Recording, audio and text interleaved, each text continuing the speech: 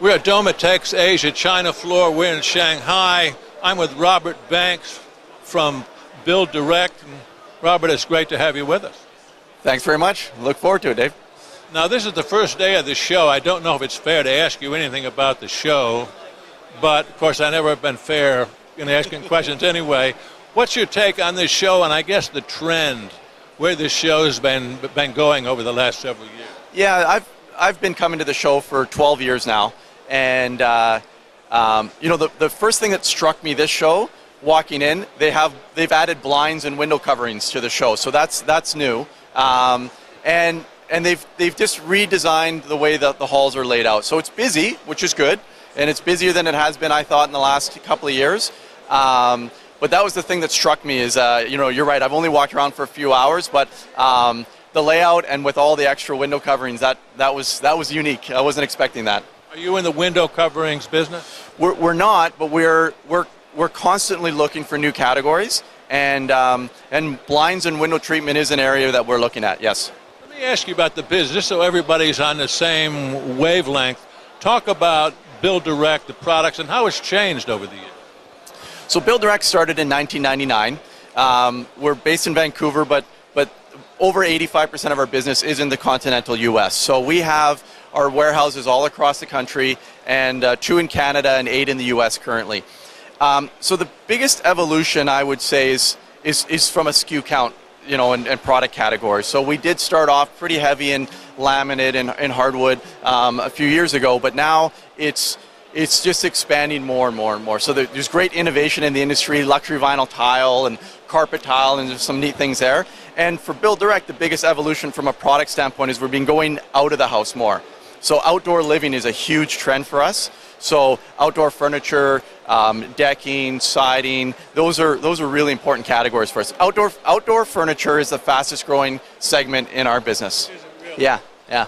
So then if I'm talking to you next year and the year after, you're probably going to be adding products each of those years. Absolutely. So we're a data-driven company. So what the customers want, we just really listen to the trends that they're looking for. And then we love complementary products. So we started with decking outdoors, and then we added patio furniture because it was a logical extension that once you're looking for decking, you would add patio. So same thing in flooring. We're starting to go up the walls. So we're doing more millwork, baseboards and trim, and then we'll get up doors, window trim, window treatment. We'll just continue to work our way up the wall. And your mission was to expand. You just didn't know exactly how you were going to do it and what would be first and what would be second.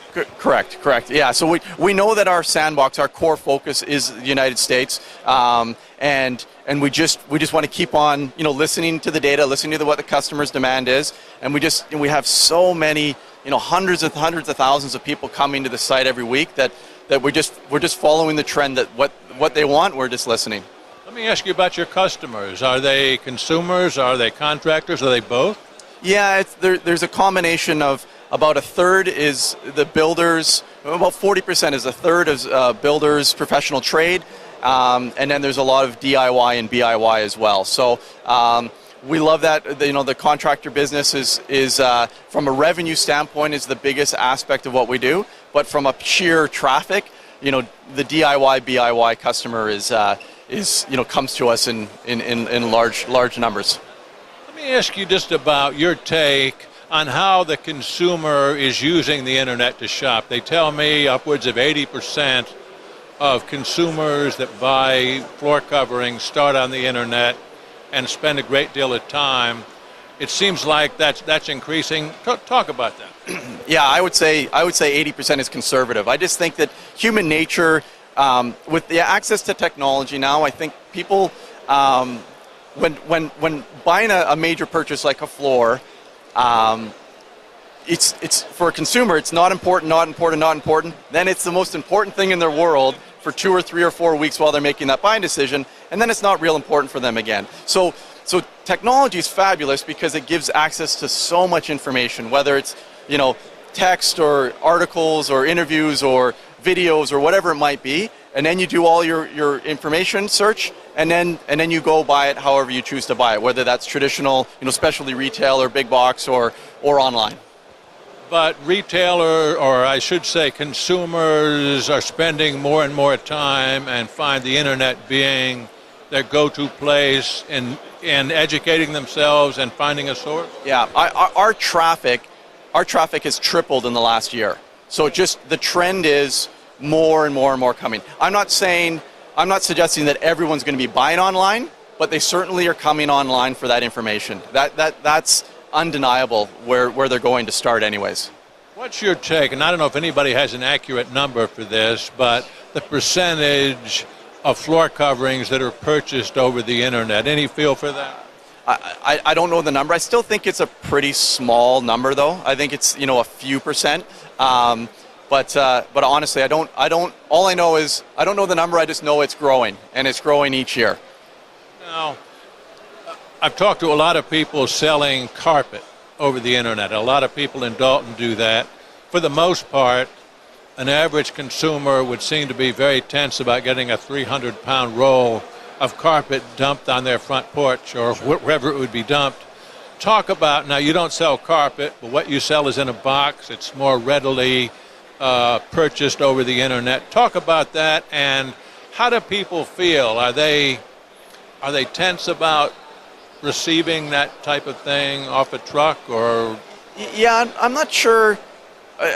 I would describe the whole process as about trust.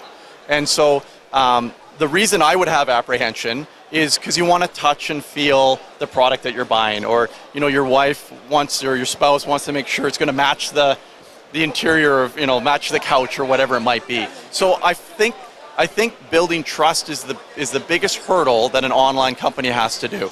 So BuildDirect, for instance, that's why we try and give so much information. We try and use a lot of videos, and we really try and help the consumer understand what it is they're going to be getting into before they actually make that buying decision. Samples are extremely important. High resolution, good quality photographs are really important. And then, of course, a call center of not your standard. It's not just somebody answering the phone. These are experts in their product categories, so it's all about building trust and answering questions.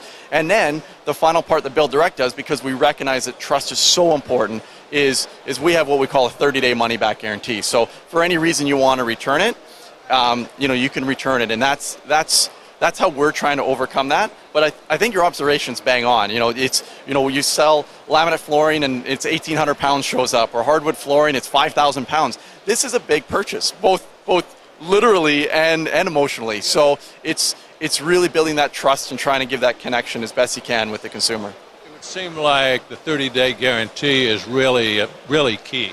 We started doing it a few years ago, and it was unbelievable, the response. It's expensive for us to do, to be quite honest, but it's really built up a huge amount of trust. I can imagine. One of the things that you discussed, before I ask you that, it seems like you obviously are a floor covering organization. You've got warehouses all over the country, but I see you also as a technology company. Talk about that aspect. So we are a technology company, undeniably, and the thing that we maybe the easiest way to understand it is it's all about data and predictive analytics.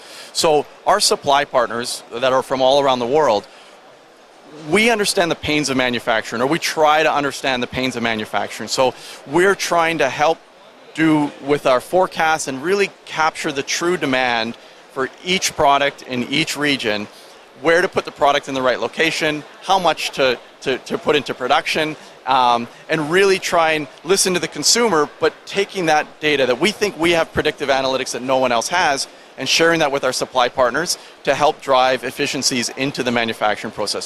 So from that standpoint, undeniably, we're a technology company first.